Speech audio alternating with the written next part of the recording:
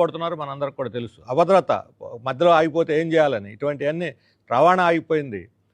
ఇవి ఆహార సరఫరా మీద ఇబ్బందులు పడుతున్నాయి, కూరగాయలు వీటి మీద.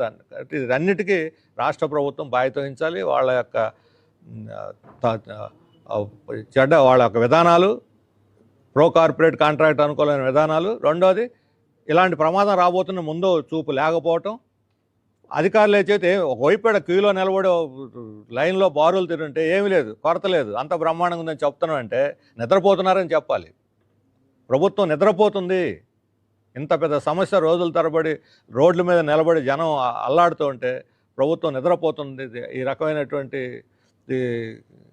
అస్తవ్యస్తమైన పరిపాలన ఇంతకుముందు ఎప్పుడు చూడలేదు. మేము చాలా గొప్పవాళ్ళం, చాలా సమర్థులను, ఎవరికోళ్ళు సర్టిఫికేట్లు ఇచ్చుకుంటే ఉపయోగం ఉంది, ప్రజలకి కనపడాలి, ఆచరణలో కనపడాలి. కాబట్టి స్పష్టంగా రాష్ట్ర ప్రభుత్వం యొక్క వైఫల్యం ఇందులో కనిపిస్తున్నది. ఇది నేను చెప్పదలుచుకున్నటువంటి రెండవది. దీంట్లో మన వాటా కేజీ